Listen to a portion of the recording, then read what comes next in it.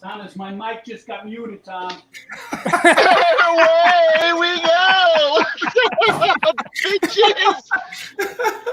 He's already. I scared you. His mic, no, he's fine now. He's fine now. His mic got muted during the intro, man. We're good. We're good. No, what? Tommy, no. Tommy, he's good. Fine, we're good. Just sit. Sit. Tell him to sit. He's good. He's good. My boy. Here we go. All right, listen. Welcome to another Getting Salty experience. This is going to be a crazy up show. This took an hour. I'm recording from my car up in the mountains. Christ. Oh, we're already stuttering. We're already fucked. Oh, my God. Let me call this guy.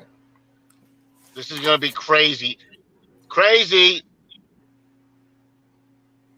So, go ahead. My internet's already fucked. Yeah, that muted. We can hear you. Oh, my God, dude. All right.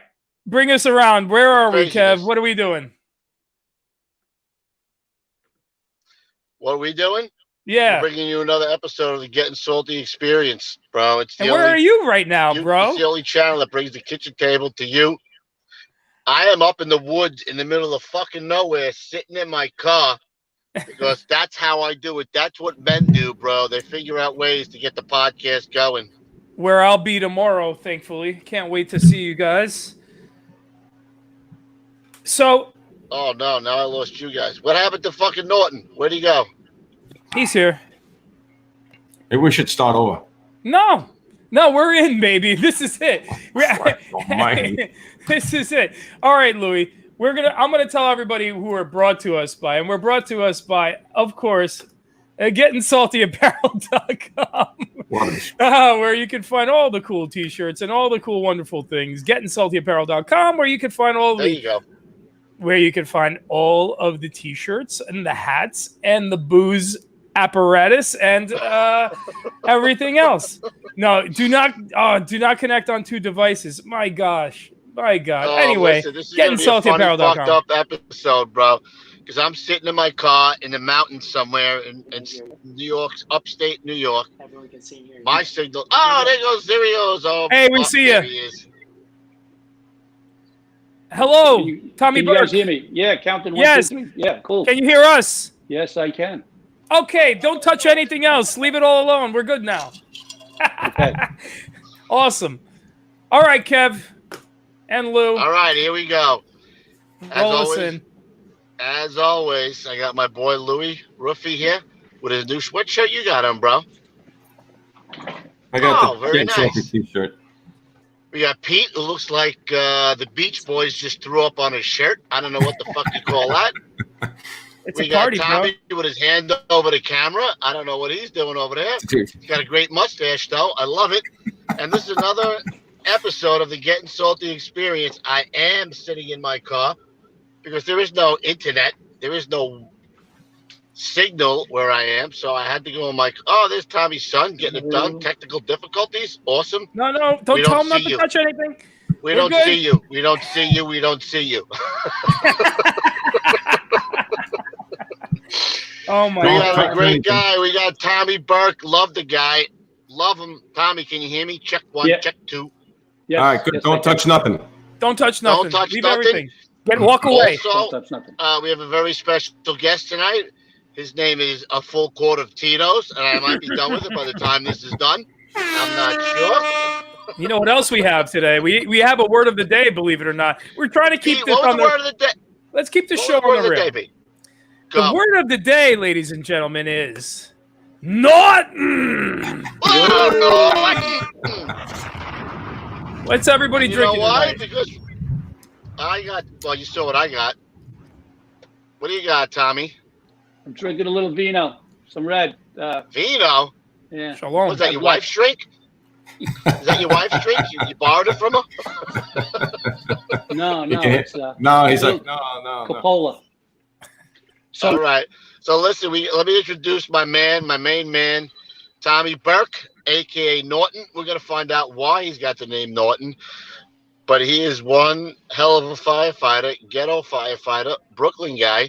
Wound up at Squad 252 as a charter member. That's where me and Louie had the pleasure of meeting him. He's a funny motherfucker.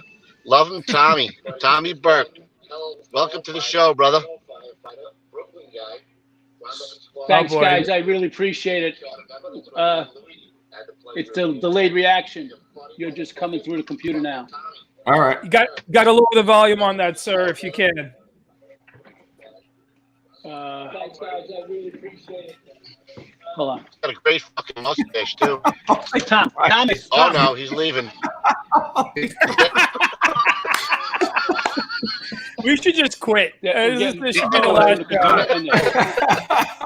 show. So I was sitting in Bridgehampton today recording a major player in the world of television, and then I basically had $50,000 cameras with $30,000 lenses on them, two of them, $40,000 tripods, a crew of savages. And now you're sitting with a guy in his car, and the guy can't figure out. Oh, Christ almighty. All right. Yeah. I was in a Real $10 million. getting salty guys. I was in a $10 million home. Oh, it was fantastic. You should have seen this house too. Oh, there's Kevin. Oh, Ruffy just checked out. We just lost Ruffy. Wow, this is the worst it's ever been. This is literally the worst it's ever been. Here he is. I want to come back, see if it got better. Hey, what happened? I X'd out to see if I could come back if it was any better. All right, so let's get started, please. It's already 7 minutes into this thing. Let me sign out and see if this thing still sucks. Christ almighty. Oh, no, it still sucks. All right, so let's Tommy, get it on. welcome to the show, Norton. Thanks. I'm sorry about the Question confusion. I got to ask before when you got on, Peter, is how you got the name Norton. Well, in Proby class, there was 125 guys, and Captain Petticelli said, look to your right, look to your left. You're going to have to remember everybody's name. And in 1979, I was a young, crazy kid, and I couldn't remember anybody's name. So I just called everybody in the Proby class Norton, and it stuck. All that time. Is that right? That's crazy, Oh, yeah. man. So theoretically, I Nortonized the 30 job in years, right? 1979. Yeah. That's freaking great, man. I mean, that's going on. I mean, people every time, even in the chat, even in on Facebook, whatever. As soon as I posted that you were coming on, everybody just knows you, as that name. It's incredible, like how that thing stuck all these years. So check it out. We used to ride the back step when I got on the job, and if we went by 218 or 271 or 252, the guys in my Proby class, Sterling Alves or whoever, said, "Hey, Norton, what's happening?" And we hit each other with the cans. Hit each other with the. Holy. So where did you get assigned at a Proby school? Basically, everybody on the job. I got assigned to 277 on Knickerbocker Avenue in a 112 truck, 1979. And in 1979, you went to 277? Yes, Did sir. you 1979. Good Lord. Did you have any hooks there, or what were you trying to do? Did you want to No. go there? No, I didn't have any hooks. The only association I had with the fire department was Curious George. Who is that? Curious George, the cartoon, the monkey sliding the pole with the red fire truck. That's all I knew about the fire department. So you didn't have anybody? Oh Peter. my goodness gracious! Coming a little broken up. Let's keep it going. Kubler, take applause. There you go. He's walking away. Holy all right, mackerel! Louis, you're in charge. Yeah. All right. So you get to 277 and 1979. What was it like? Like, what was your average tours there? What were you seeing? What were you doing? We were running. There was vacant fires. We did some vacant fire work. A lot of car fires, dumpster fires. The neighborhood was Bushwick, Brooklyn. It was the tail end of that burning down, and there was a lot of vacant jobs that we used to go to. Pretty much, maybe one or two every other night or something like that. It was pretty cool for a young kid, for a 21-year-old kid to go to a company that was doing work was exciting, you know. Did they have the green rig? Yes, they did. The lime green. It's lime green. What was that thing? Like, how long did you have that for? You know what? The first rig was a Mac, a red Mac. But then Mike Shue and the senior guys, we kept on getting spares and they kept on breaking down. So they finally gave us a new truck. And to our surprise, it was this ugly slime green. But we had that for 10 years. Oh, my goodness gracious. Yeah. How was it? We had Dan Potter on last week. He was talking about 112, you know, and he was saying about, go ahead.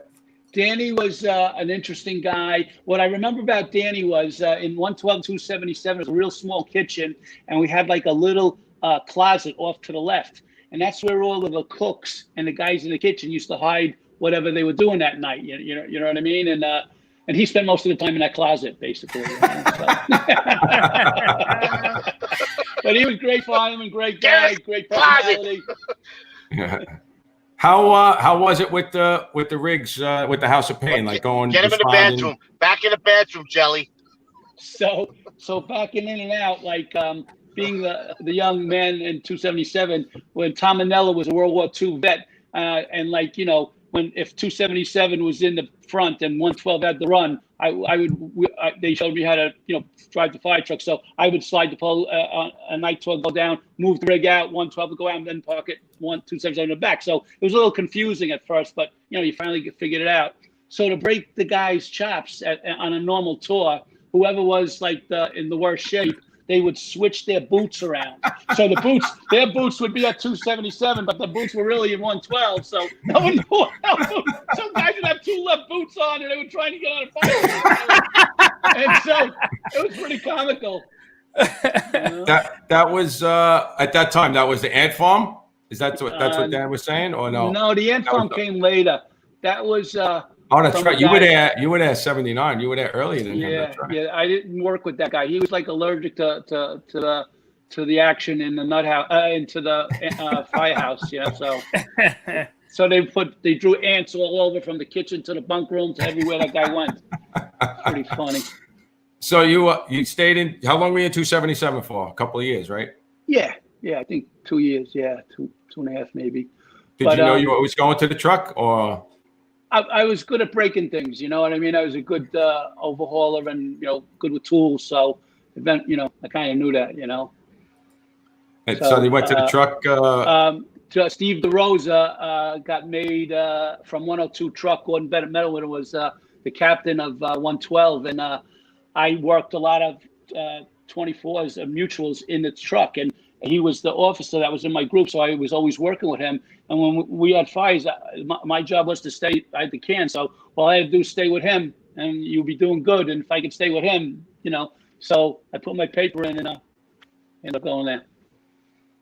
And what kind of what's like do you have any memorable jobs there in 112 or any funny stories? What do you got? 112 was a great firefighting company. They were great at frame fires. They did a lot of frame work. There was like superstars like Danny Gimple, Kevin Bennis, Billy Sullivan, John Fox, John Mahoney, Joe Lyons. Just these guys were, they were through the war years, so they were, Joe Benny. These guys were superstars, man. And I was a young kid, so whatever they said, I wanted to be like those guys. And those guys, if you wanted to learn, they took you under your wing. Hey, Tommy, Ray Seeley is saying that he heard a rumor of a certain young fireman being hung out of a window by an irate senior man, allegedly. I don't remember that one. But, I don't know. We did say allegedly. Or the hanger. Oh, maybe that's it could have been. So you stayed in the truck. Wait a minute, I missed the part. Where did you go from 277 to 112? Across the floor, because I like truck work. I was good with tools and destroying things. So, kind of more cut out the truck work. How long were you in 277? Maybe two and a half years, two and a half years. Gary Doyle and I were in Proby school together. We went there in 79. And, Bonnie Taggart was the captain. Vinnie Julius was the captain in the truck. And there was guys that were walking around with machetes on them from Vietnam, and they were talking, had those beady eyes, you know. And you start the tour with them, you be their friends. Halfway into the tour, they wanted to cut your head off, you know. So it's like those guys were the real deal. You know? So you stayed there for how long? 2 years in 112? Yeah. Then I went to the truck for maybe a year and a half, and then I went down to 113 because those guys were supposedly be the busiest truck in the city. All the guys in the 2-8 battalion would tell me that, but I went down there and they were busy. We were in the top 10 and had a lot of fun. But you know, 111 was number one in the city, so I put my paper in for that. And I got there in '85, so I was in 113 maybe a year and a half, or a little less than 2 years, whatever. Did guys break your balls when you did that? Like, if you stayed there for a short time, did you feel like you Wait a minute, time out. Go ahead. Wait a minute. How did you bounce around from all those trucks, bro? Those are top trucks. Like, I was there for 2 years, then I went to go to another place for 2 years. How did you pull that off, bro? Here's the story. Ready? I've never done this before. It was hard for an engine guy to go to a truck back then, but a truck guy could go to a truck. So I went from truck to truck to truck. So it was easy to be on an order if you were a truckie going to a truck. It was harder for an engine guy to go. It was hard to go from 277 to 112, and it would have been harder to go, you know, from 249 to 113. But I was going from 112 to 113 to 111, so it was easier. So did you call it? Did you have following fire in the trucks? Did I what? I'm sorry. I said, so basically you were following fire in the trucks from truck to truck. Exactly. Yeah, you know, what else is there? I mean, you know, I like the fire duty. Who doesn't like the fire duty? You know. So you went when you went to 113? What was happening at 113? Give me that was mostly brownstones there, right? They'd have a variety. They had Ebbets Field. They had Kings County. They had they had a variety. They had taxpayers. 2-story brick, brownstones, a few frames, they had everything. But 113, first tour on 113, there was some big guys there, Philly Ronnie Vitale, Timmy Fury, and they were spooning on a couch, passed out, drunk. They were in a spoon position, right? Allegedly. I go in. Allegedly. And it was quite an eye opener, you know. And we played darts to 6 o'clock in the morning, and shuffleboard, and we had a lot of laughs. It was a good house. So in 113, we got along. We played softball with 147, and we were like real tight with those companies. So John, God bless his soul, John Drennan, Lieutenant Drennan, was still alive. And he would come up Rogers Avenue singing Irish songs on the loudspeaker on the rig. And then late at night, they would sneak into the firehouse and can us. Like they get us the Indian cans and soak us all. We're all passed out, right? So how we got them back was like 6 months later, Pudgy Walsh was working, and we got a rundown by them. And Ronnie Vitale, Pudgy, he's lieutenant. He's lieutenant in 147 at this time. It was like maybe 83 around, right? So to get even with them for getting us the water, we knocked on the door. We duct taped the house watchman, and we put up the apparatus door. Ronnie Vitale charged the stang on the engine with foam, and we foamed 147 and 281's firehouse from floor to ceiling and broke out 147's windshield. So and they didn't know. They were up the street. They didn't know. So they get a run, and they're coming down the stairs, and they're going through this foam. They go, what the fuck? Pudgy gets in the rig, foam. He doesn't even know how to get on the rig. It's all foam, and like there's no windshield. So now they're trying to get out of quarters, and they go, and foam is like, oh my God, that's probably the only time we got foam ever on the job, right? Foam never really worked too well. No, it never really worked at all, right? Exactly. But it was funny crawling through it and getting it all over you. And it's funny how the Chiefs always thought that was going to save the fire, but you ended up losing City Block with that. The high X foam, right? The high X foam was always it was like a guaranteed. Remember that? Yeah, guaranteed lose the whole building. Absolutely. We'll lose the building at the building. Okay, start the foam. Boom. There you go. City Block on. Gets pushed everywhere. City Block. I got to ask you a question, Norton. So you go into these busy trucks, right? What pops into your head where you say, all right, I'm done here. I got to move somewhere else. Like, what? How does that thought process happen? It was just following the Red Devil, brother. I was like, every company was a little busier than the other, you know. So that's pretty much I had an appetite for the fuego, and that's what I thought I was doing anyway, you know. But every company I worked in, the guys were great. They were great senior men. They taught me a lot, and I have a lot of respect for the guys that I worked with. It was a great experience, really good. So I was just basically going from 112. At what point, like what triggers it? Like where you like you're sitting and maybe 3 days go by and you don't go to a good job and you're like, yeah, I think I got to move on from here, bro. Like what is it that triggers it where you want to move to another place? What triggers it? Laying in bed and hearing 906 bucks coming. Yeah. 111 going. 800 and 900 boxes. 900 boxes going to work. Fucking 900 boxes.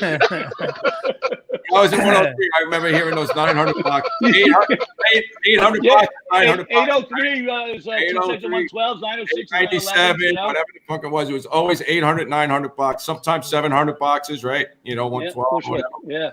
It was always those boxes, you know, and it's funny you say that because I used to learn those boxes from listening to the radio, right? Just listening to the radio.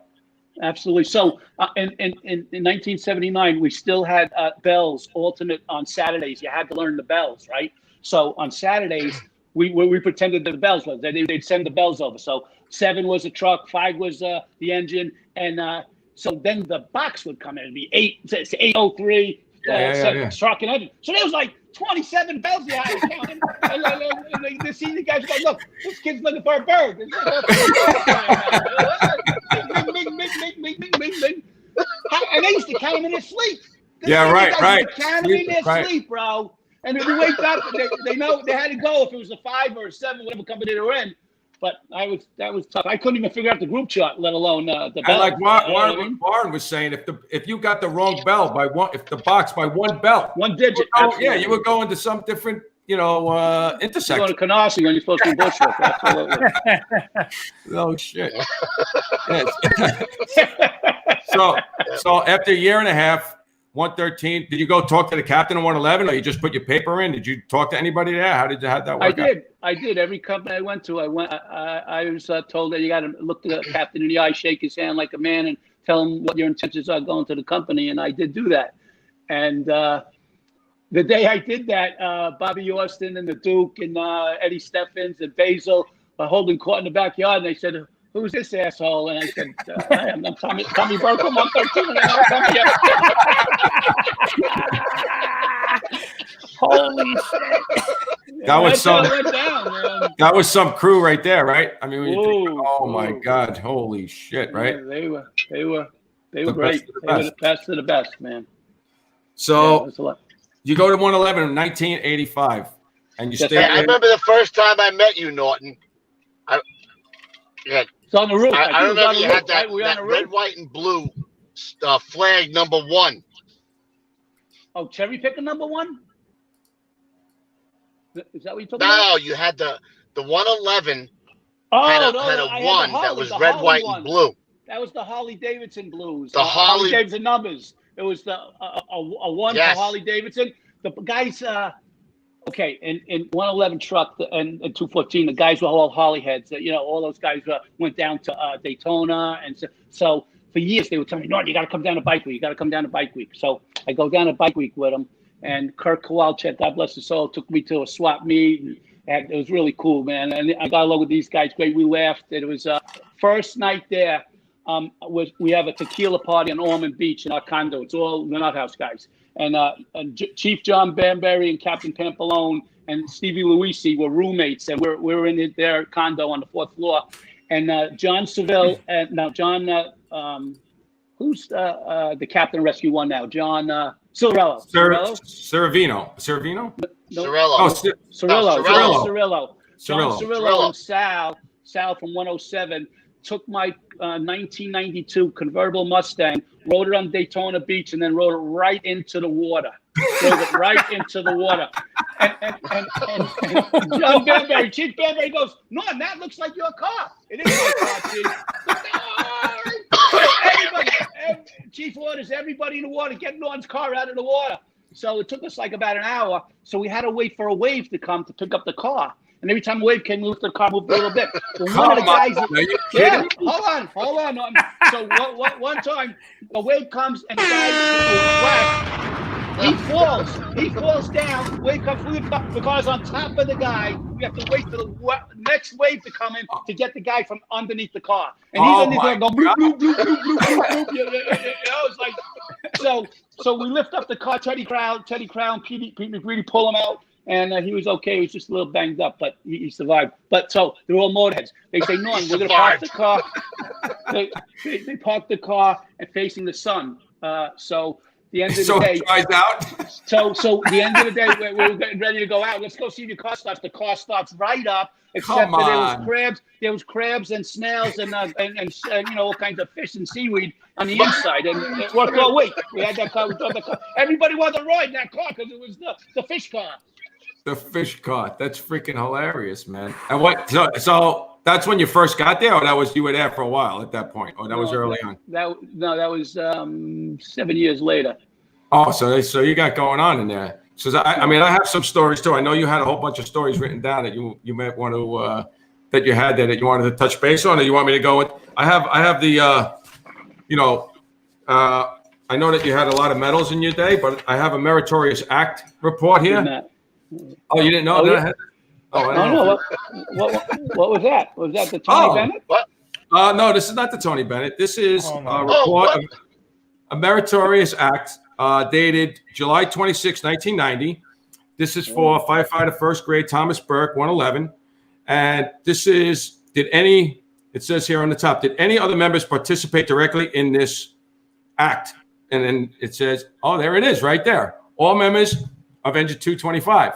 Then it says, is meritorious act being forwarded to fourth participating member? No. And then it says, if not, how did member participate? They got him the fuck out of the building and sent him on his merry way. So the location was Chestnut and Belmont, 20 by 40 frame, where the act took place in awning. If not in building, give complete descriptive information so physical setting can be recreated. Fireman Burke in monkey-like position on second floor exterior awning, praying that will support his weight. So further on, it says rescue breathing. He was resuscitator applied to himself. Probably hospitalized. Probably should be. To Pilgrim State Psychiatric Facility. Diagnosis, it says fiatosis, which in parentheses says acute. I don't know if you guys could read that up there. It says, member performing act. Did he receive any emergency treatment? Yes, 225 pulled his young ass out of the frying pan. Was medical leave granted? Yes, see above. Specific job member was performing at time of rescue. Drinking, detailed, searching, firefighting, generally running amok of himself. Oh, my God. All right, so then we'll go to the next page where the actual description of the act is happening. Now, this allegedly could have happened. Maybe it happened. I don't know if it did happen. But the two civilians that were actually witnessed this was I be damned. The address was 836 Pickin and Rugby Begonia. No, Ruby Begonia. Oh, Ruby Begonia. Right. At 1738 Sheffield. Sheffield Avenue. All right. So the description of the act. On the evening of July 26, 1990, Fireman Burke was detailed to ladder 173 for the 6x9 tour.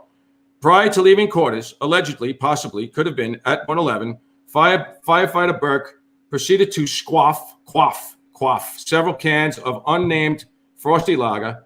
After slacking his thirst and showing unmarried females the back of the firehouse and setting the captain straight on house policy, he headed off into the sunset on his detail. But alas, it was not to be. For somewhere between Hancock Street and Cross Bay Boulevard, the fire god was lurking. En route to his detail at 173, Fireman Burke was monitoring Brooklyn Fire Radio from his car scanner. Box 1823 was transmitted for a job at Chestnut and Belmont. Without thinking, and then in parentheses it says, really without thinking, Fireman Burke realized two things. First, he had a bladder full of urine that could be put to excellent use at this fire. And secondly, the units of the 3-9 couldn't put a fire out if their lives depended on it. So his input was sorely needed. He responded to the box location and immediately did a size up. All seemed well, except the search on the second floor was not proceeding as rapidly as Fireman Burke would have thought it should be. Undauntedly, he grabbed a ladder and proceeded to enter the second floor window. On the way up, the ladder slipped and Fireman Burke was forced to leap on an awning hanging from the second floor. This is my favorite part. Witnessing these acts of daring do, the chief of the 3-9 battalion was heard to utter these words. Who the fuck is that guy? Satisfied now that the operations were proceeding to Tommy's liking, he asked the members of 225 to remove him from the awning. Hoping to be further service to the operating forces, Fireman Burke proceeded to the interior of the fire building and informed the members on the line they could remove their face pieces as he uttered the immortal words, "It ain't that bad in here!" Exclamation point. The engine officer, eternally grateful for this bit of assistance, and expressed his unbound thanks to firefighter Burke. Knowing his job was now complete and with the afterglow of a job well done, not to mention a buzz in parentheses, Fireman Burke decided it was time to proceed to his original detail at ladder 173. Unfortunately, his car would not start. But not to worry, members of the NYPD lovingly gave firefighter Burke a push 2.5 miles to the quarters of engine 225.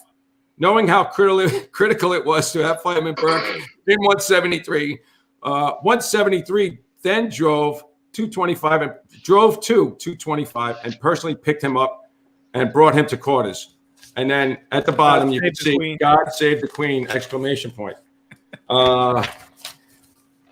So this was the endorsement of the chief.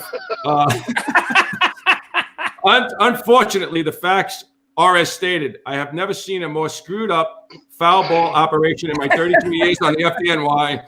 I wholeheartedly endorse Fireman Burke for the Pee Wee Herman Medal and all abuse and name calling the award entails. This was from the deputy. That was from the battalion. This was from the deputy chief. I can't fucking believe it! Exclamation point. Why me! Exclamation point. Can't those guys get their shit together? So, yeah, I didn't know if you knew I had to write up for the Pee Wee Herman Award. That was dated 1990. Yeah, that was a long time ago. The unique thing is everything's true there. That all pretty much happened. With a few here and a few there. John, chicken and jag. We're trying to sugarcoat a little bit, but yes. Did it sound like this after the whole incident happened? Oh yeah.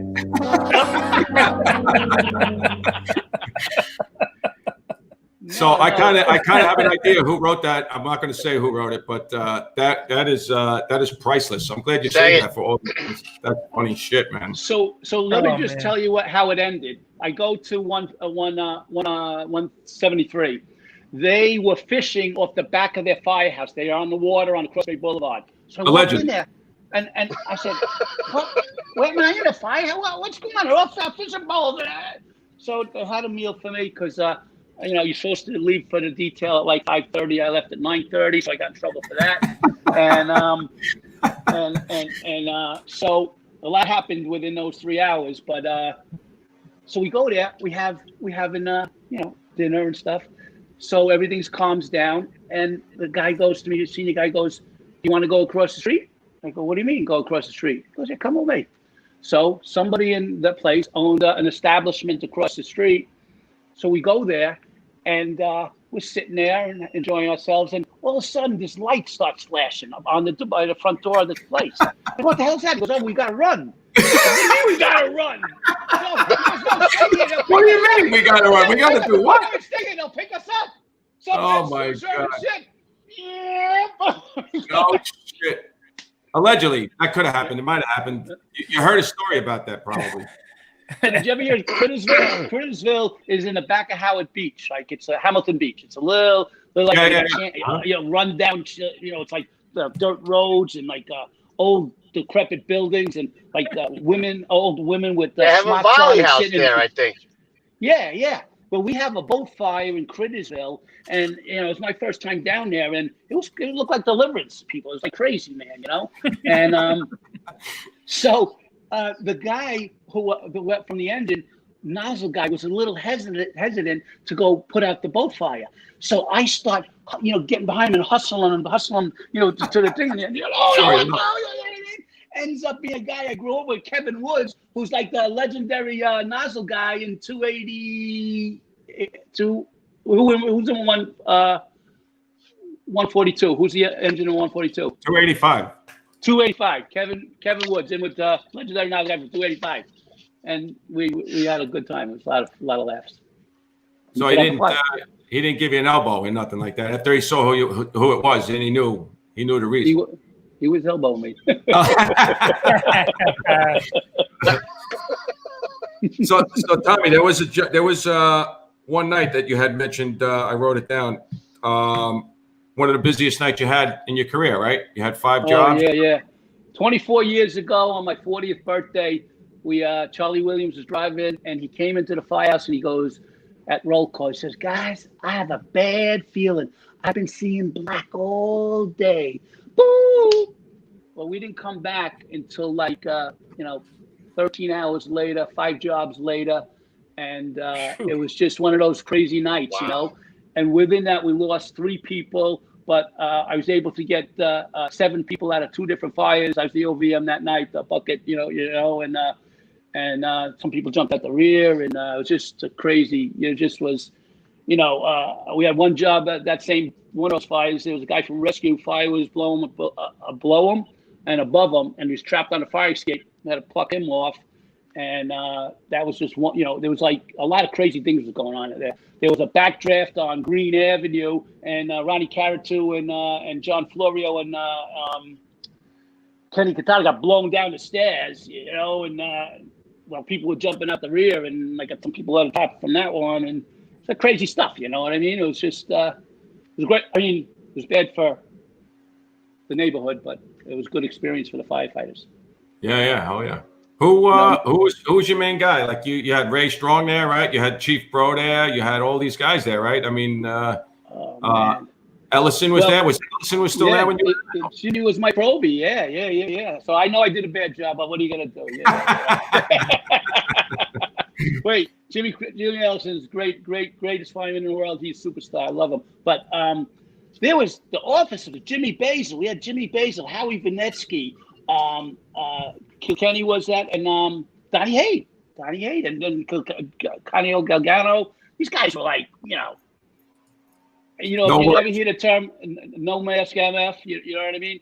That's these guys, man. And I was trying to follow these guys. They were just superstars, man. Then you had Bobby Schaefer and Dennis Conway and Duke, Kenny Connolly, Gordon Bennett medal winner. I couldn't stay with those guys. These guys were like magic, These are Eric Weiner, right? You had Weiner there. Yeah, you had Ungaro was there, right? I mean, you had Vinny Ungaro. God bless his soul. How about a superstar there? Shout out to Vinny. Yeah, he was good people. I miss him a lot. We were tight. Yeah. Did you work with Dennis Murphy? Dennis Murphy was there when I was there. Yes, sir. Great guy. Great fireman. Yeah. I mean, when you think about all the guys that went through that place, right? I mean, it's incredible. It's really, it's the who's who of the job, really, right? I mean, there's some great guys, But all companies have their great guys. Yeah, I know. When you think, there's some big names things that came out of that place, man. You know what I mean? It's just Chief Bro. So you were there for when these guys were coming. Billy Saravino was great, man. He was a superstar. I love that guy. He went to Bike Week with us. We were down at Bike Week with Billy. He's a biker, right. He's a big biker guy. He's lucky. He's lucky he's alive. That bike hasn't been treating him too well. He keeps on breaking legs, He says he don't go to parties anymore. He's trying to get the adrenaline rush, so he's doing like 95 on the bike now to get that rush, Billy's on his third cat, man. Allegedly. Yeah. In case his wife is listening, you know what I mean? Yeah. He's on his third cat is probably right. Yeah. He's just. How was Ray? How was Strong? Ray Strong was real strong. Great guy.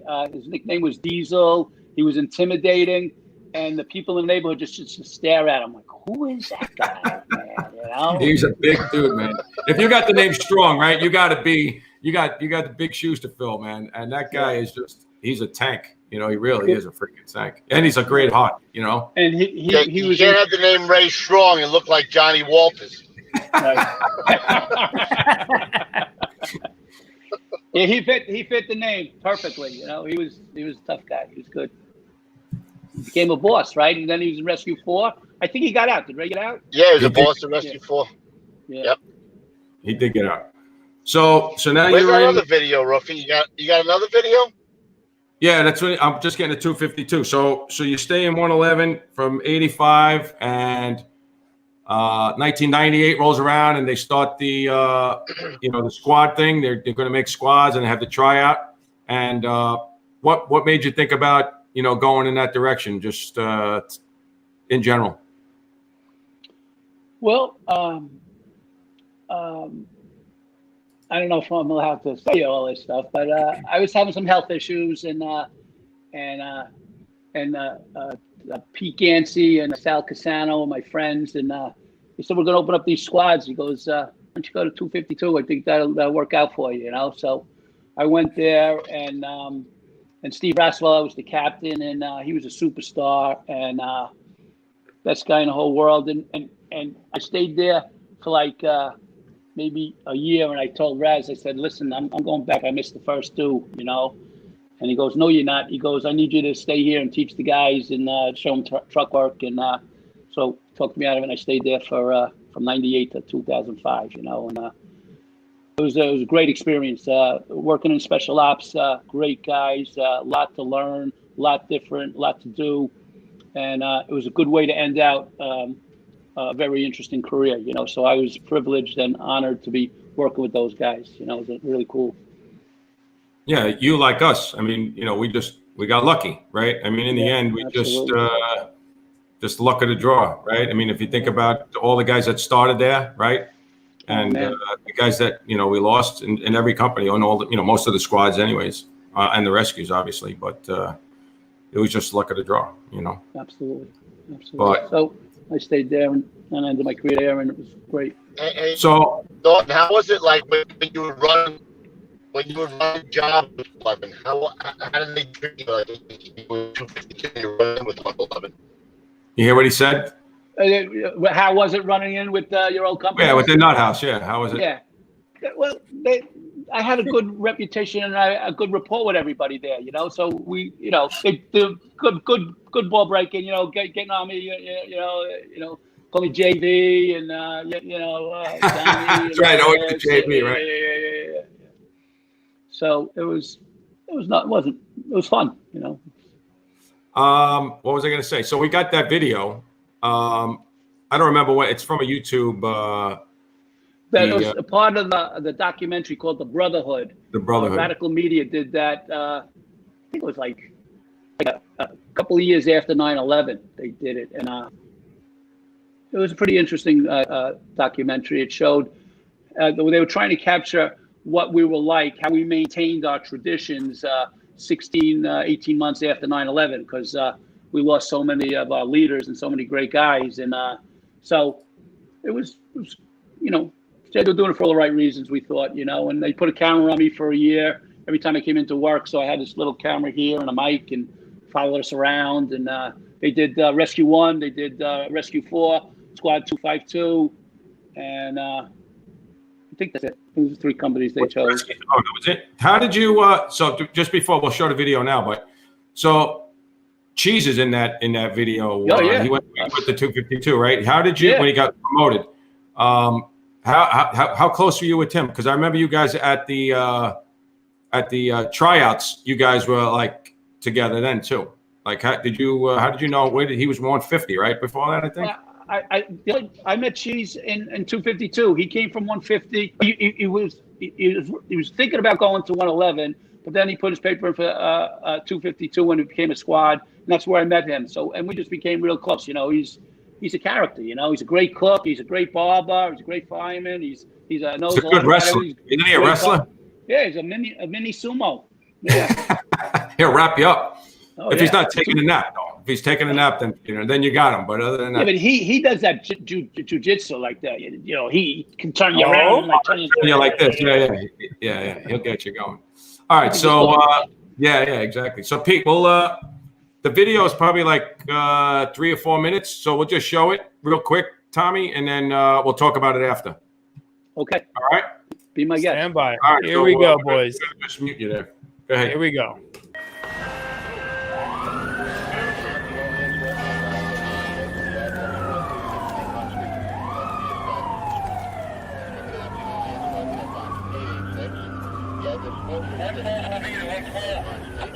I got people hanging out the back window here.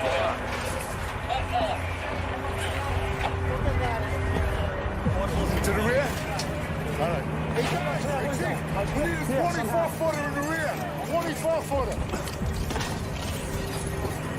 We got kids on that floor. We got kids on the floor. All right, in progress. I rescued the battalion. We got 4 kids all together, still in there. Not counting the one I got out here. You got one out back, there should be 2 more. Right through the window, Bobby. Whatever you gotta do, bust it, whatever you gotta do. There's people trapped in the back. Squad 5252, battalion 37. You still have a report for somebody on the 2nd floor, the fire floor.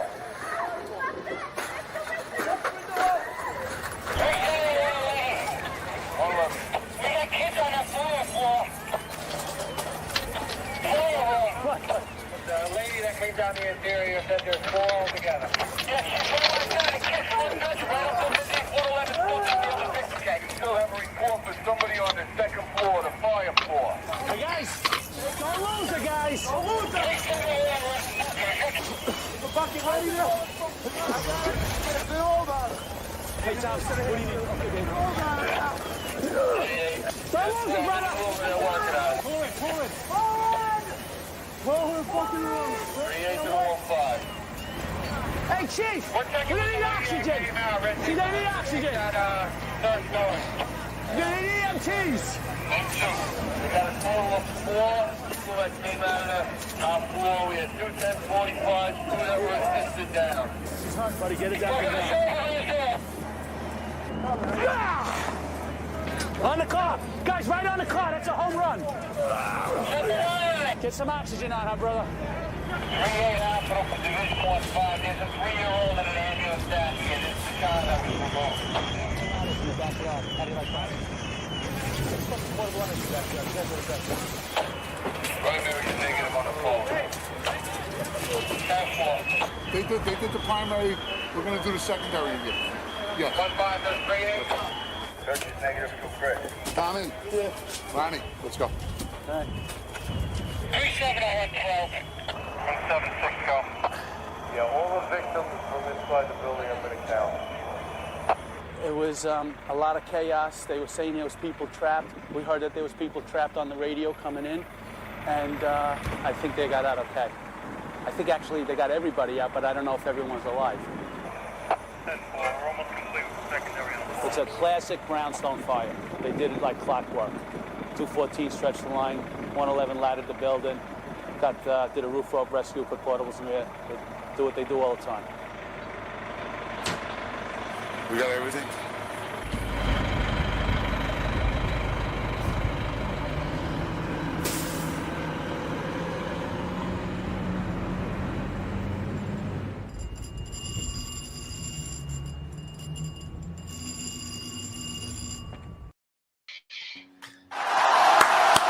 That was badass. That was awesome.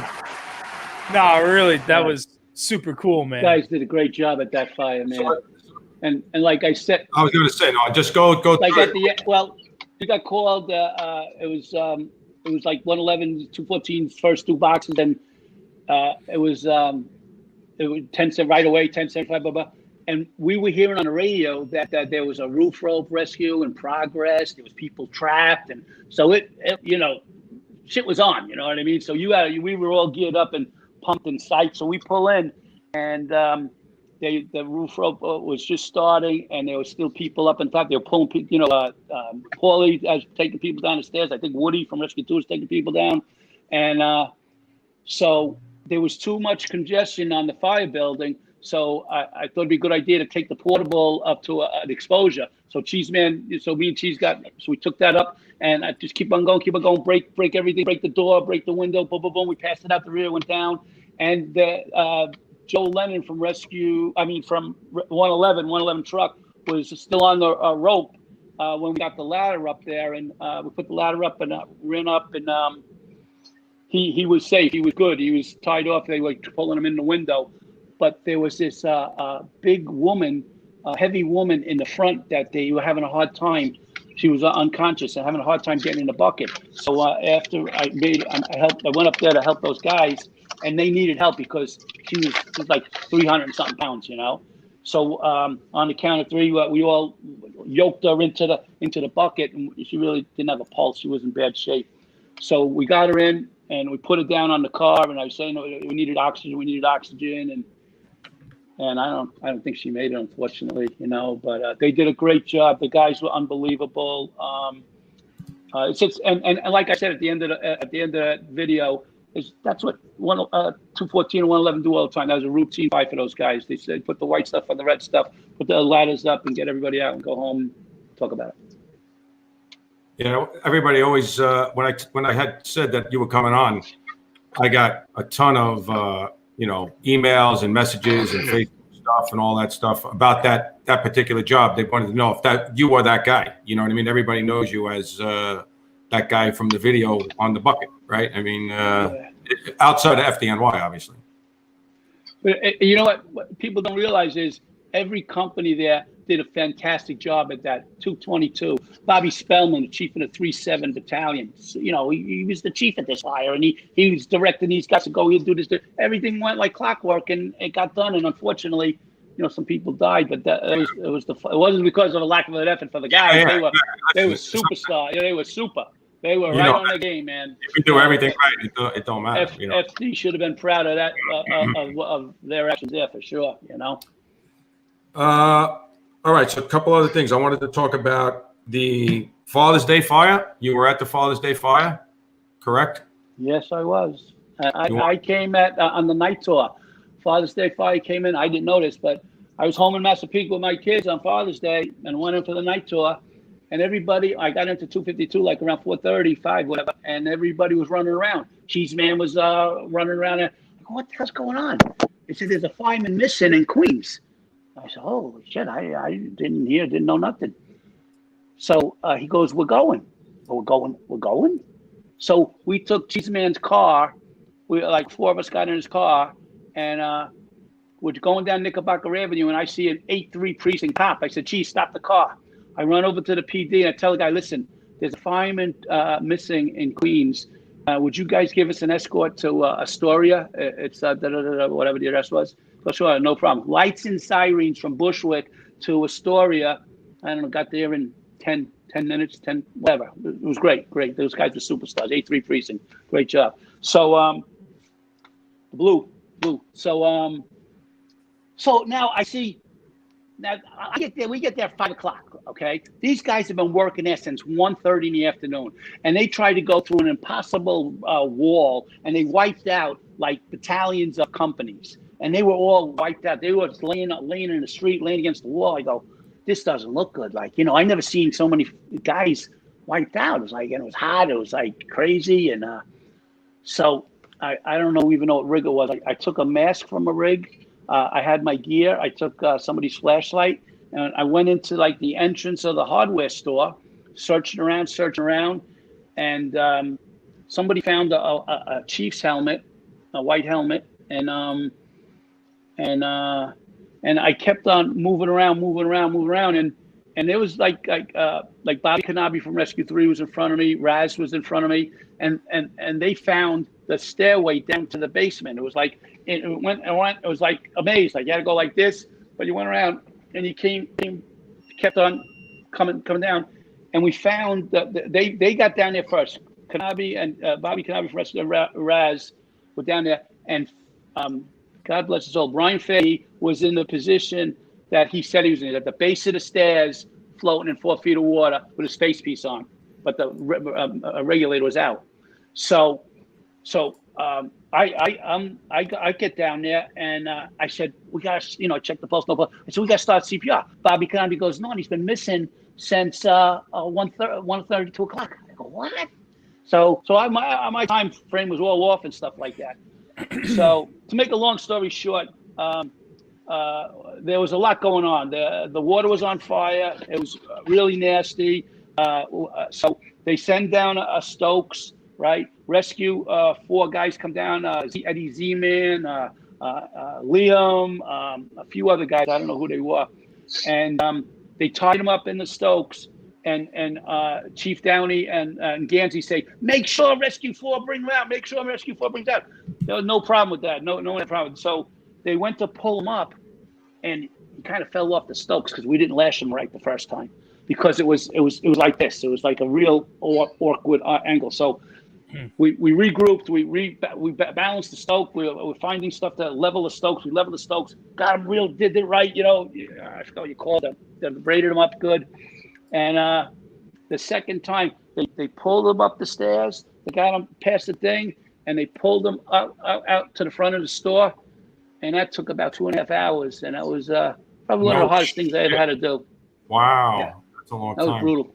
Yeah. That sounds... That was a tough one. I mean, we knew that Harry Ford was missing and Dowling was missing, but they were already in the hospital and stuff, Right. That's how late into the job we came, But, Rescue 4 did superstars, Bobby Kanabi, Raz, guys were there the whole duration, and it was that late until they got him, So it was really sad. So think about Father's Day, we lose 3 guys. It was horrible, horrible, horrible. And then, well, what happened after that? 9/11 happened, so. Yeah, man. Yeah. I worked that job. You were there too, Kev? Yeah. So everybody got their ass we were kicked first there, due there, man. And oh, man. we were you and first Dennis due. Murphy. Dennis Murphy was the boss, right? You and Dennis, we were first due only. Yep. Dennis Murphy. And I remember hearing Brian Fahey's voice on the radio giving transmissions that he's under the stairs. He's almost out of air. Come get me. That was like heartbreaking, bro.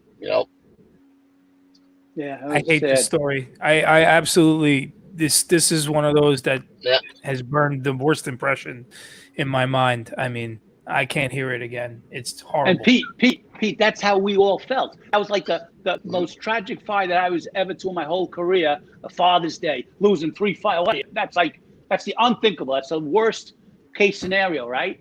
And then who ever thought? 3 months later, like 9/11. Yeah, it was like. Yeah. And hearing that, 343 guys, superstars. Yeah, Harry Ford.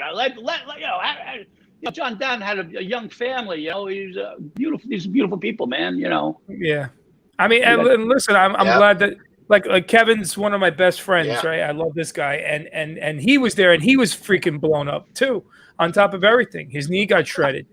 And I think it kills 288. Yeah, they got hammered. They're lucky they're alive, actually.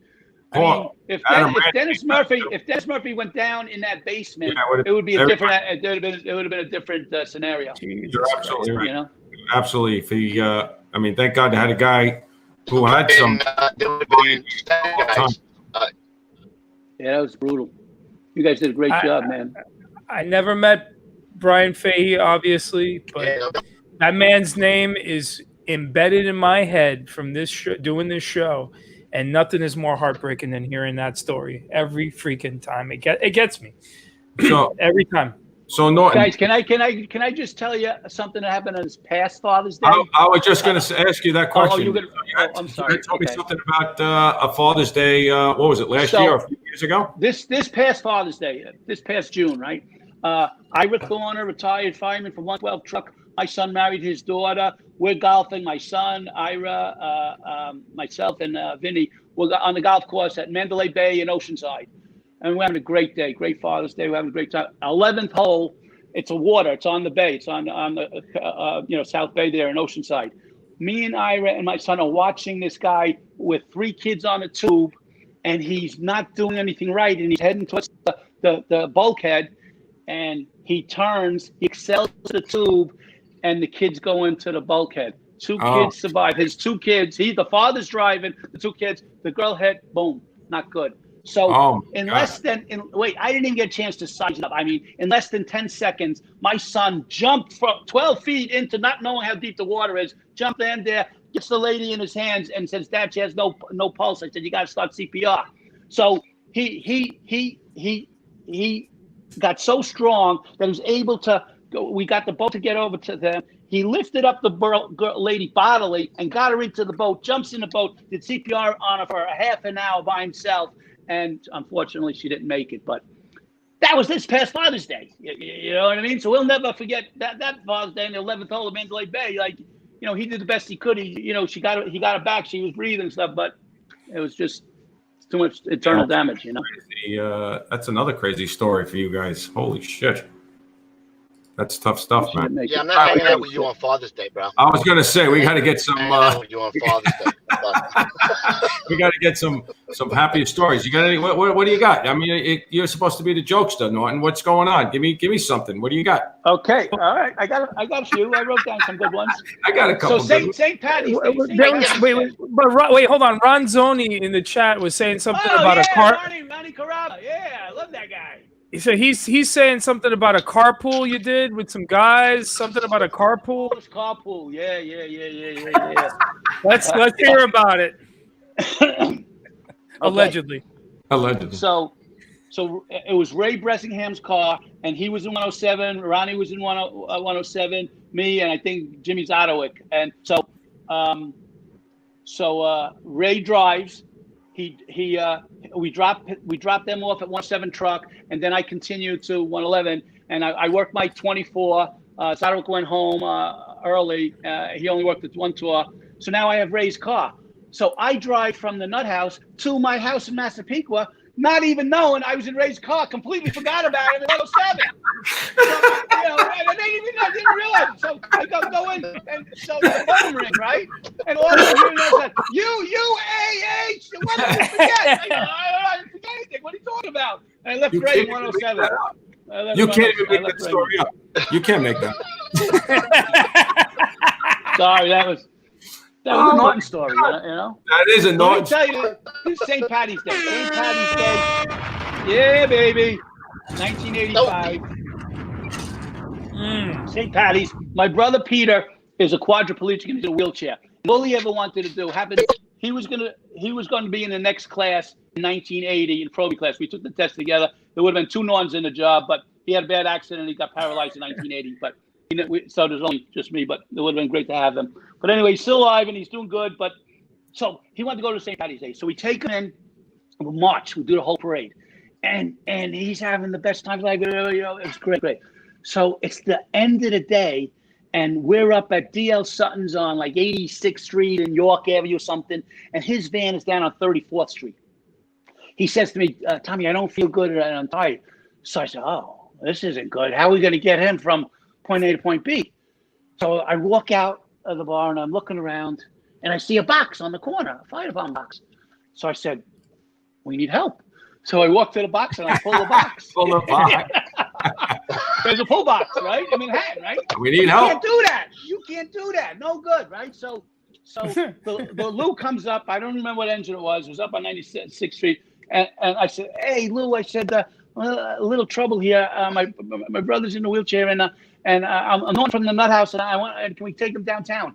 He starts yelling at me. He goes, what, are you crazy? You just made me, So I wave my brother. He puts his motorized wheelchair. He comes to the lieutenant's side, and he sees my brother in a wheelchair. He sees that I'm not lying, right? So he goes, okay, this is what we're going to do. He goes, we're going to tie him on the back step and bring him down to 34th Street. No way. Thanks, Lou. Yeah. We use their roof rope, their utility rope. Lou. We tie my brother in a motorized wheelchair on the back step of his engine, go down 2nd Avenue, and people run up to the fire truck saying, you know there's a guy in the back of the fire truck. Were you at least on the back, or you sitting in the rig? I was on the back step because the Lou didn't want him to fall off. So, didn't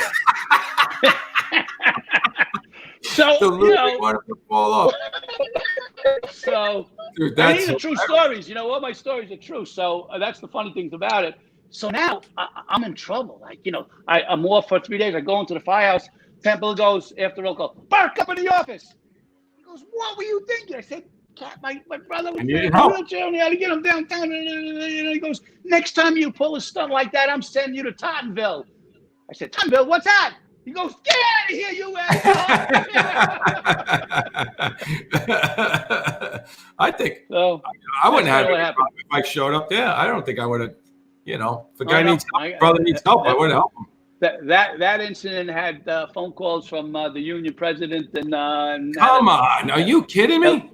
No, I am not. No, I had and that was back. That was back then. But God was keeping an eye on me that day or whatever. But thank you. Really? Thank you. Holy shit! Holy shit! All right, Can you believe all this stuff happened in a short period of time? 26 years.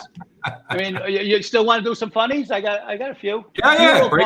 Vinny Garrow, 235. His company on Monroe and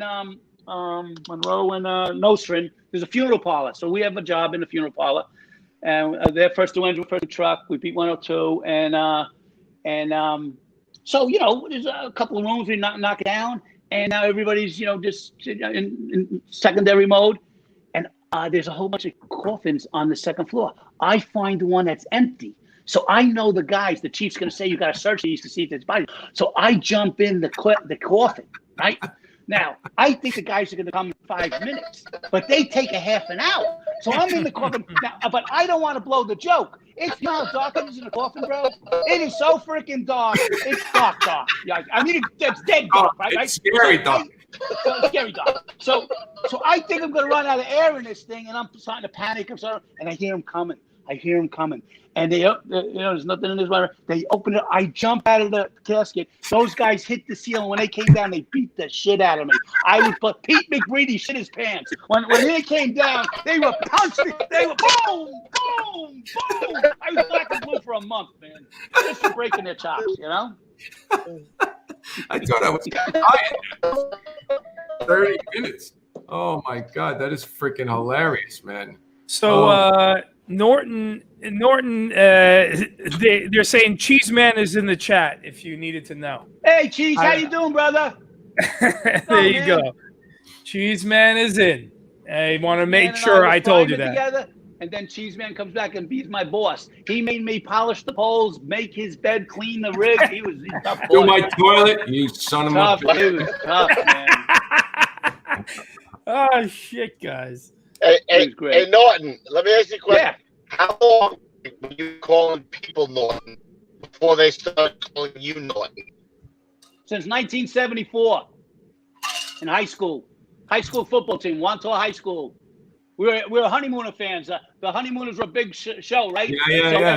Hey, no, we're going. Hey, so I started that from the Honeymooners. My dad watched it, and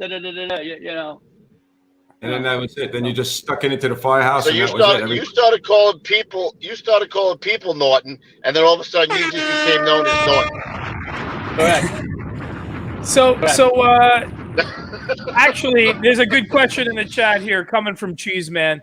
He's saying, Pete, ask Norton to tell you about the time he vented a window in a high-rise with a 35-inch TV. It's worth it. Allegedly, Cheese Man. Okay. Allegedly.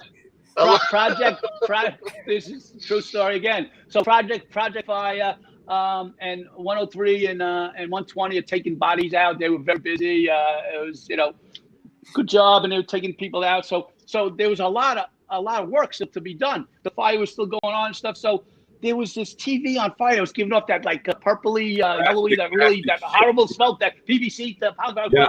So it was like, So I said, screw this. I took the freaking window and I threw it out the window, right? But it landed on the supply line. It was the only supply line that had the line. Right? So now there's some chief that look out there doing jumping jacks. We're on the 22nd floor, whatever it was, and so I got a little trouble for that, You ever get lifted? You ever get hooked up? No. Never. Never. I was on the kneeler a lot in captain's offices, but not. Well, yeah. I got you. Yeah, I know what you're saying. What else do I got? Oh, so Billy Walsh. Billy Walsh, greatest guy in the world. Yeah, he was our lieutenant in 9/11. He was a superstar. That's what I wanted to ask you. So he said they would ask Norton about the 9/11 flag caper. You had something going on with a flag or something like that. What was the story with that?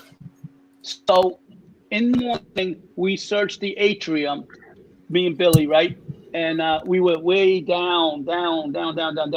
And we were in this like a cigarette store. And it was like it was like a whole wall of lotto tickets. And I said, Billy, look at these lotto tickets. Look at this is nuts. He goes, Norton, we won the lotto, man. You know, that we're real good, right? We're here, right? Like, so Billy finds like a pocket of a guy's ass, like, you know what I mean? Like, boom. And in that pocket was a wallet. So he takes the wallet and that package of flesh, and he puts it in one of those red bags or whatever. And we go up, and he goes, no, let's take a break. Boom. So we take a break. He wrote the guy's name on his hand. So we go down to that ship that was down there for that you had food or whatever. I forgot the name of the ship. Yeah. And we go down there, and there was a wall of everybody who was missing. Like I had a wall with everybody's name on it, everybody missing. So Billy goes to the thing, and that guy's name is on the wall that's on Billy's hand. Oh my God. So now that family got holy shit. Yeah, true story. So that family got a funeral. You know what I mean? They got closure, you know? So that afternoon, he had a backpack with a flag in it, like, you know, a beautiful, beautiful, big American flag. And he wanted to hang it from the top of the tower that was still raining, right? Do you remember how jagged and how those points hung over like that? Yeah. It looked like, fingers. Kind of, yeah.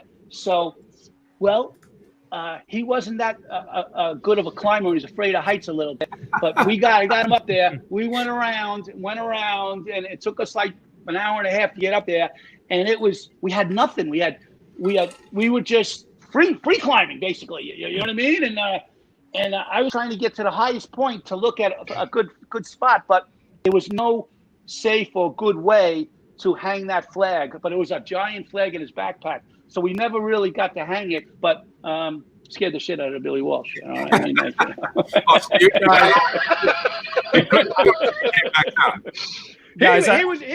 Billy was right the whole way. He made it right at the top peak. That highest peak, me and Billy were right. Oh shit, that's up there, man. That one's up there. We shimmied up, we shimmied, and you know. You didn't have no lead climbing stuff, is what you're saying. But Billy was great. He was lead climbing. Look at you. Yeah. I hate to interrupt, but there's something that I want to share with you guys right now. It's a really epic moment for us on the show, and I'm really glad you're a part of it, Norton. But check this out, guys!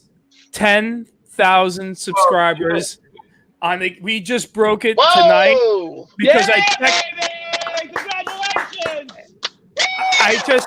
I just checked.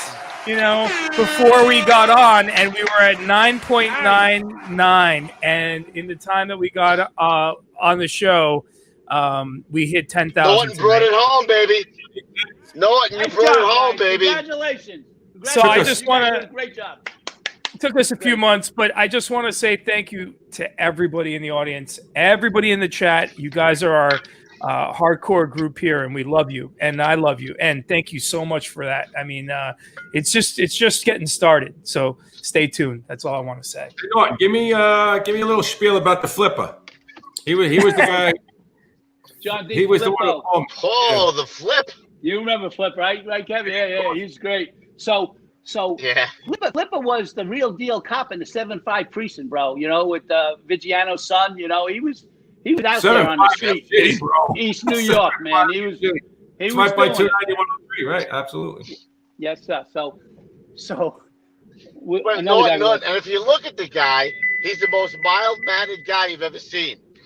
Oh no, he can handle himself real well. So Woody McHale, right? We get a something on the train tracks on Moffett and Central. There's a train, right?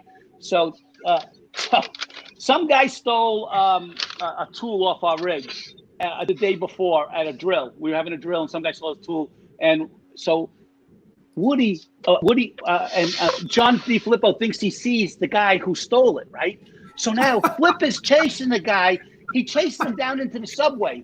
Woody gets on the train. Now, Woody McKell is a big guy. He has his shirt off and he's flexing his muscles on the back of the caboose on the train. Flipper's rolling around on the subway platform with the guy who stole the rabbit tool and fighting for his life. And Woody's out there flexing like. Did you get the rabbit tool back? I don't think so. I don't think so. No, dude, that's insanity. That's crazy. Flip's out of his mind.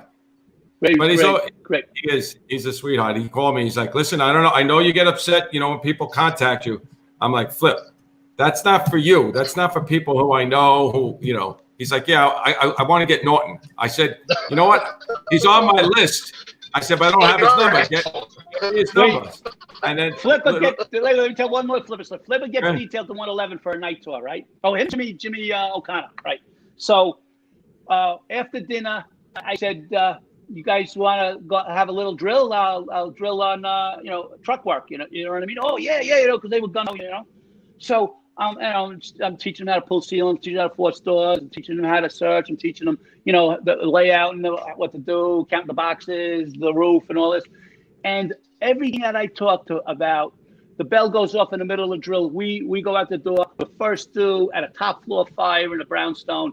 And Flipper did everything that I talked about in that drill. You know what I mean? The way he's pulling ceilings, forcing doors, and searching and taking windows. He goes, "How did you know?" He thought it was great, and he loved it. He loved it. So me and him got along. That was, I think. Where was he assigned? Where was he before he came to 252? Do you remember where he was?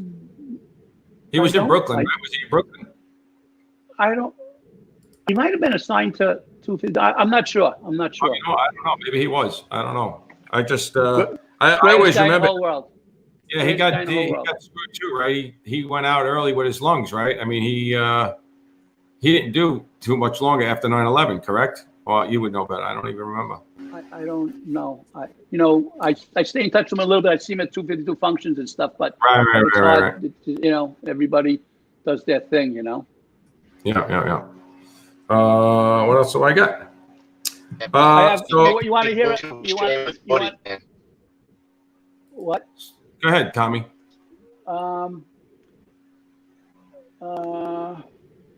Okay. How about you want to hear a 91 Rack 1 story?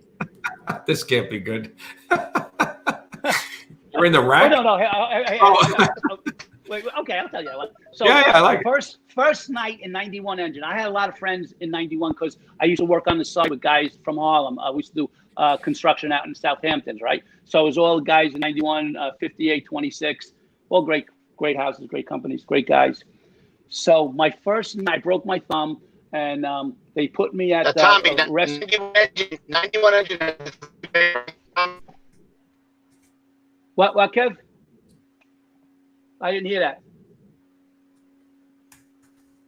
I lost you, Kev. Yeah, Kevin's gone. He's in the woods. Go ahead, He's Tommy, in the woods, man. So my first night there, the guys say, Norton, can you take us down to a party at the Fire Department Museum downtown? I said, yeah, no problem, right? So allegedly, this is a party. And we could have happened. You heard it. About it. Yeah, right. So there's going to be a lot of allegedlys in this one, right? So we go to the party, and we go in there. It's a black tie affair. There's women in gowns, guys with tuxes and bow ties. And we go in there, and we get to the back of to the museum, the bar. The bartender's guy from 111, Billy Carlson. We go, my God Almighty! So to make a long story short, at the end of the night, we had fun with it. And one of the guys from 91 says, "What are you doing with that keg?" Right? So he goes, "Oh, we're just going to return it." He goes, "Do you mind if I don't know if I can say this, Norton? Maybe. All right. They got the idea. Captain Joe Ebert, Crazy Joe Ebert, right? we catch a job in a project across from 217. John Clancy, God bless his soul. 217, get up there early, and Clancy's trying to force the door. And Joey, it's the captain, 214, he goes up there. What are you trying to do, son? I'm trying to force the door. He goes, give me that axe. Ebert takes the axe, takes 6 steps back, winds up, takes a baseball swing, hits Clancy in the elbow, busts Clancy's elbow in a million pieces, right? Clancy's going, ah! Right? So Captain Ebert goes, get this silly guy out of here. You hold the Halligan. No way to hold that Halligan for you. Never give your tools to anybody, kid. Mike Sorrentino comes in to relieve Joe Ebert that night, Captain Ebert, and so Mike goes, "How was your tour, Cap?" Oh he goes, my God! That silly bastard in 217 hurt his elbow somehow. I don't know what the hell happened. Right? How many times have you seen? Yeah, you've seen those guys. Like, when I nod my head, you hit it. You see a guy like he's hitting the ads, and he slips off and just like crashes somebody's hand or elbow or forearm or something every time, right? In the dark, in the smoke. But my face hurts on that one, dude. That's fucking funny shit. What do I got?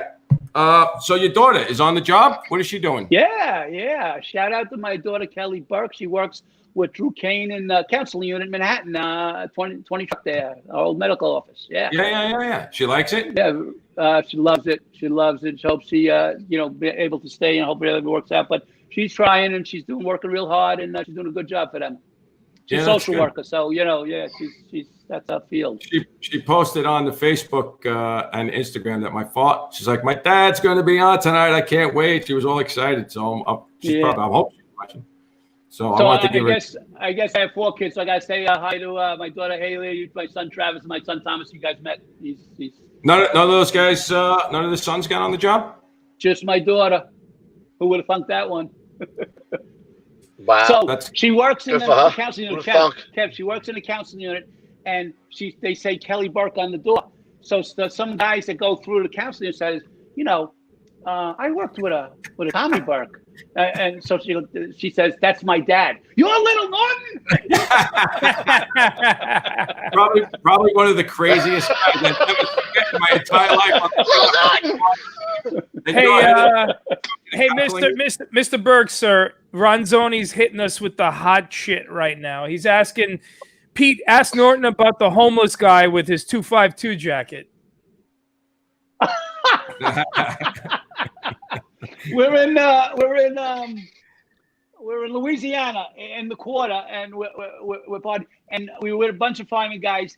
And is this for Katrina, or are you hanging out? Yeah, what are you doing after Katrina? No, we did Toys for Tots. We were giving toys for Tots with the Still Foundation. So I think I gave my jacket to one of the guys. Those guys say I left my jacket, but however, one of the guys ends up with my coat. And they go to this spot. It makes the best Bloody Marys in the world. I forget the name. It's on the corner down there. Great spot. And they have mimes, where those statues where they stand there, right? And they don't move. Yeah. They look. So they gave my coat to this guy, and he's standing there. He can't move. He's got my coat on, squad 252, and I'm trying to tell the guy, that's my coat. I need my coat. And he's standing there like just staring at you, right? He's not moving, right? Yeah. That's freaking funny. Like 3 hours to get my coat back, Tackle him. That's all. Tackle him. Oh, shit. Good times. Good times. Oh my God, dude. Norton, do you have any? If you wanted to, you have any other stories before we go to the old school tip of the day? What do you got? You have anything else? I know I used up all my stuff. No way. What? Yeah. What do you got? The one with the tower ladder in Central Park, right? They got a cat stuck in the tree. It's a hot summer day. The tower ladder goes in there. They put the ladder up. They get the cat out. Hey, fireman, 1,000 people, lunchtime. Yay. So they bed the bucket, and they're backing up. Beep, beep, beep. What the hell was that? Squished the cat. So they were only a hero for a second. Then they went to the boat real quick, That's how it sounds about right? I mean, you save the cat, you go up there, and you get him down, and then you're backing out, and you squash the cat. my best radio transmission in my whole career. Okay, I had a few, but this one takes the cake. Subway fire, first week we're in squad 252, 99. We're not even a full squad yet. And it's 5 o'clock, hot summer day, and it's stuck in the tube at the junction in East New York, right? And we respond, and I took the oxygen bottle, the green oxygen bottle when you give people oxygen, because I knew, they're right? But the chief wasn't letting anybody on the train cross the tracks because of the third rail, yep. Right? And but Dennis Gordon in 120 is the only company on the train, so he's got Dennis Gordon and 2 firemen, the first entry guys. So I said, Chief, I got the oxygen, and they're saying there's a lot of people. So he goes, okay. So I jump down on the tracks. The guys from 120 are at the open door of the train, and they say, jump, Norton. So I jump, but I have 100 pounds of stuff on me, and I get 6 inches off the ground. They said, I told you to jump, Norton. I go, I did. So they pull me up into the train. Right? They pull me up. And we go up there, and people are freaking out. It's charged. They're tearing. It was pretty hairy. And there was literally thousands of people on the train, rush hour. So I make it to the front. These guys take the oxygen. The pregnant woman here. This guy's passed out. We were very busy for 4 guys. So I go to the conductor. I go, listen. I said, we got to get this train out of here, right? And people have already jumped out the doors and they're in the tunnel.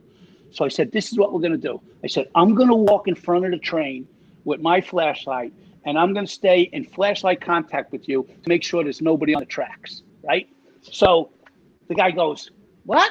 Right? So I said, no. I said, I said, no. I said, this is how we're going to move, and you're going to follow me out the tunnel, and we're going to go to Utica Ave. We're going to go to the next train station. Well, it's like a freaking half a mile away. You know what I mean? So we'll do this. So I walk the train out of the tunnel, and I get radio communication, and I say, Squad 252 Irons to whatever battalion's down at the Utica Avenue train station. We need 250 ambulances at that location. Can you repeat that message? I don't even think they have 250 ambulances. Well, they need them. How many ambulances came? Do you ever even remember? Like, there was tons of people there, right, taking them out. Oh yeah. It was Kings County was very busy. Kings County and Wyckoff were jammed that night. I used to hate those runs, like where you had to empty out a train, like if they were stuck in the hot tunnel in the summer or any of that shit. Oh, yeah. Sometimes they derail a little bit, and you just got to in the middle of the tunnel, and you got to take everybody off. Oh my goodness gracious! It's fucking torture. It's a procedure, that's for sure, right? Yeah, it really is, and everything's greasy, right? More than you would think, right? It's all slippery. There's dust, the steel dust, and all that shit is down there. It's a mess. But one last thing, I have friends in Harlem, right? I'm good friends with 4353, the O'Connors, Tommy, Jimmy Leonard, we lost Jimmy, God bless his soul, and 59 and 30 truck are the Harlem Zoo, right? That's a great firehouse up there. Well, I'm good friends with a lot of those guys there. So if I don't mention anything about those guys, so this is what they do. Every time we go away somewhere, we go to Louisiana, we go to Florida, wherever we go, Saratoga, golfing, all they ever say, we go to Vegas together, they say, how many stories can one Brooklyn guy tell? At least one more. I got a lot for you. So they break my chops, you know what I mean? Yeah. But it's good. It's all good. Yeah, it's good stuff, man. Very funny stuff. My face is killing me, actually. It's did your face hurt? Sure, killing me. This is a good one for sure. Yeah. So no, we'll do your tip of the day. We'll see what you got, and you got some shout outs. I have a few shout outs, and if you think of anything else, we'll close it out. All right, here we go, guys. You know what time it is, everybody? It is time, ladies and gentlemen, for the old school tip of the day. Okay. Starring Tommy Norton Burke. Do it, kid. I have I got one or two here. So my first one, I think it's very important that all guys in engines and trucks carry a knife. Okay, the knife is one of our greatest tools, and you use it many times at fires and in our job. So the five most reasons you should carry a knife is cut seatbelts from car fires. How many times people cut, locked in seatbelts, okay? Cut clotheslines on fire escapes. Cut the, when you're in a project fire and the cable lines all melt, you can cut them right so you can get through so they don't tangle up your neck and your gear. The melted wires. Cut down hanging persons, because someone's got to cut the line to get them down, and then for protection. The last one is size up. Well, what I mean by size up is if you're in a job and things don't feel right, your gut feeling is usually the right first feeling that you're experiencing, okay? Say your ears are starting to feel the heat and stuff, or the fire's really moving too fast, and it's like it's going to get to you way fast. You know that. You got your senses. You got smell, you got touch, you got sight. You got all of these senses. Your first gut feeling of something, if it's wrong, you got to get the hell out of there and don't feel bad about getting out of there. You got to protect yourself and be smart. And that's about it, guys. Then we're up to shout outs. So what do you want to do? I like Was it. that okay? Okay? You know what, Tommy, that's a good point because, I used to say the same thing that generally if you have a gut feeling, you do have to trust yourself, right? Until you get to a point where every time you go to fires, right, you go to more and more fires, you get to learn more and more, right? The first time you go to a fire, you could run out of there before you even get in the door, right? If you trust yourself. But the more you learn, until you get a lot of experience or somewhat experience, or you go to more fires, then you get more of that feeling. And like you said, you could trust it, and it's happened to me. I'm sure it's happened to you. It's happened to Kev, where you make a decision and you're like, holy shit, I don't know if I made the right decision. And then, 30 seconds, a minute later, you realize, good thing I fucking got out of that window or, got out of this, closed the door or whatever it was because, you trusted yourself. You know what I mean? So, that's something that takes a little bit of time to get. But, when you do get it, you do have to do that, and that's a good point. So that's very good.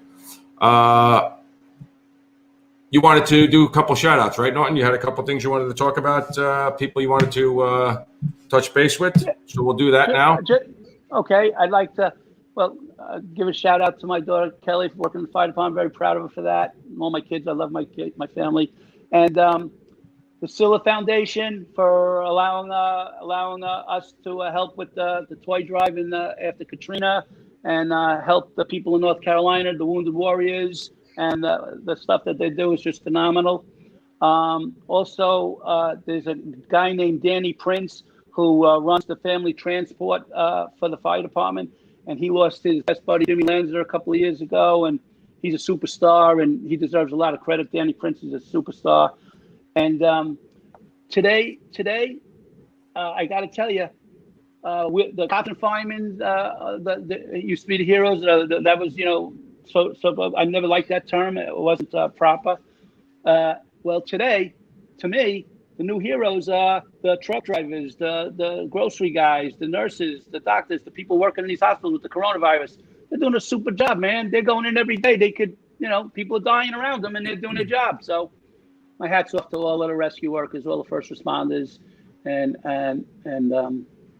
it's my honor, my pleasure to be on your show. And I love the brotherhood. The brotherhood taught me a lot in my lifetime, and I like giving back. And love you guys. Thank you for everything. Thanks for the opportunity. It's been, technically you suck, but other than that, everything else. Other than that, Listen, we gotta have a call to the bullpen with Norton because I only caught half of what Norton said. We'll get him back on, bro. We need him and Mikey Milner on the same bullpen. Now that would be insanity. Maybe we'll get the cheese. I can't. We'll get the cheese on it too. That guy rode a collapse down and survived. You know what I mean? He physically rode a collapse down and survived. He's unbelievable. He's a superstar, that guy. Yeah, I love those guys. So, Chief Norton, we're gonna hook up in Long Beach, Norton. Love to. You come. Oh, we're gonna go to what's the Irish bar over there? What's that one? The saloon, the inn, Lily's. Shines. We're going to Shines for some dirty glass beer. That's the old man's bar, bro. That's right. That's where we're going, Norton. 100%. I can't wait. All right, me, you, and Petey. Jack Kleehouse, Chief Kleehouse, is in the chat, and he had asked 40 years ago today, BC Totalmundo BN44 died saving firefighters on Osborne Street. But hold on a second. Apparently, Chief Kleehouse, hit us up with the question you had for Norton, because apparently I can't find it in the chat. I've been looking for the last 5 minutes. So please hit us back. Telemundo was a chief who covered Quinn, the Proby, when there was a church collapse and the building was coming down, and he saved them. And the guy lived. Is that fire? Same fire? Or maybe I'm off. I think that is that fire. I think that is. Sound right? I don't know. So 40 years. Sound right, Jack? What's today? So how you doing, Jack? That's 80, right? 1980? Yeah. Or 70? 70. Do the math, Lou. It would have been 80, Louis. No, Norton, you got to call Chief Kleehouse, get him on the show. We're trying to get him on the show. Who, Jack? Yeah, Chief Kleehouse, what's up, bro? You got it. We'll get him. So you know how there's firemen and there's firemen. Jack Kleehouse is up there and up there with the superstars. You know, he's a great, tough, methodical, great searcher, great rescue firefighter, great chief, and just a great all-around person. You know, we should get him in the. We should get him when we get the new studio. I miss you, bro. Maybe I'll see you in Connolly's Corner or O'Neill's or something. You know. All right, I got 2 quick shout-outs, Petey. This was an email I got. This is, can you mention my dad this Thursday? His name is fireman, first grade, Michael Rapacavage. Looks like they called him Rap. He started in the FDNY in 1962, and he retired in 1989. He worked in Ladder 8 and Tower Ladder 84. He's 84 years old and still remembers the job. Thank you. And that's from his son, Mike Rapacavage Jr. I don't know if he's on the job. And then also I wanted to do a quick shout out. Seems like we're getting a couple of these every week now. This is for firefighter James Sherlock. He's from Smithtown, FD, Engine 4, 22 years old, motorcycle accident. He had just helped swear in a brand new Proby. I think just before that happened. That's the email I got. So, his condolences to his family and to his brothers over there.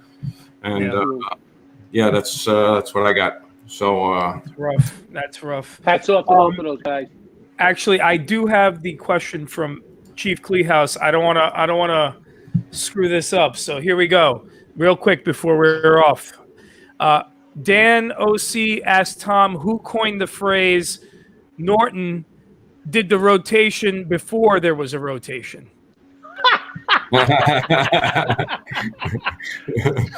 It might have been Chief Rosie or Danny O'Connor.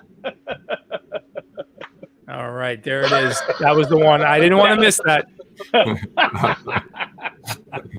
I try to get to everybody's questions in the chat. I really do. It's just the chat is wild. So. Yeah, man.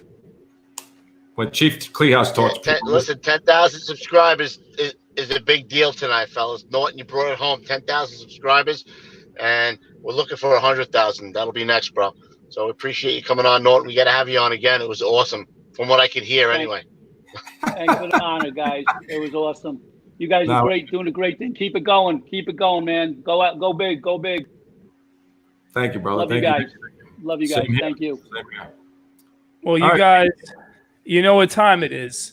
And if you know what time it is, then you know that it's time to take your little digit, this one right here, if you peck with this finger, and like, subscribe, and share. Because, guys, tonight was an epic night. We hit 10,000 subs in a span of almost 6 months, which is unheard of. It's for an organic show like ours, just a startup like us. So we're very, very proud of that.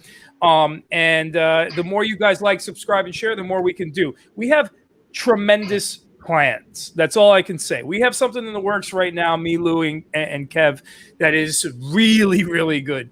And it's going to get us out to you. We're going to be announcing that in the next week or two. So just keep your ears to the streets. Also, head on over to Instagram and go to @SaltyDogInc. give us a follow there, because that's where you get all your last-minute info for the show. And, of course, Mr. Refrano's curated photos. There's some good Salty Fire pics on there. And last but not least, guys, head over to GettinSaltyApparel.com, where you can get hats, T-shirts, First Do It Your Old Lady's Box, all the drinking apparel, etc., etc., etc.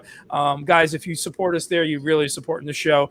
Also, guys, go over to Facebook.com and go to the Gettin Salty Fans group, not the page, the group. They made a page, they're shutting it down.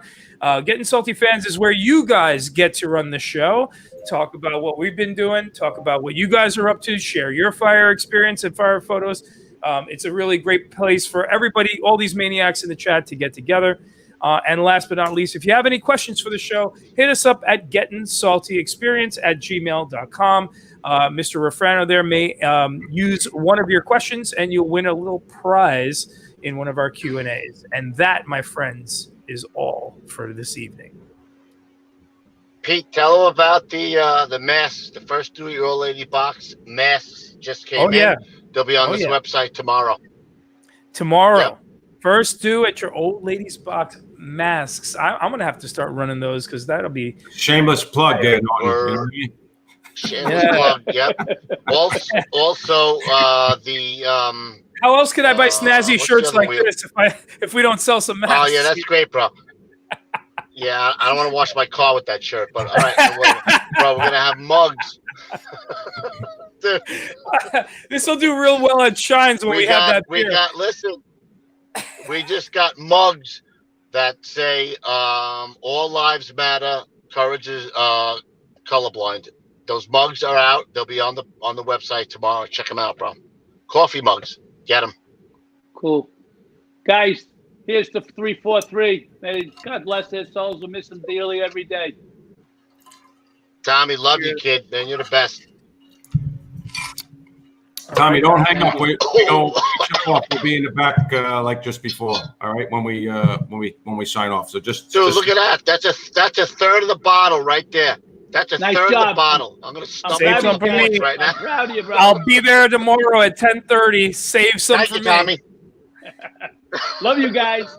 Pete, Kevin, and Louie, you were great. Thank you, sir. Thank you, guys. Thank you, sir. You're a bomb. Thank you. All right, cool. So, I'll stay on. All right, fellas. Listen, we'll see you on Monday night, bro. Until then, Tommy, thanks. Pete, Lou, stay low and go, baby. All right, boys. We'll see you at the big one.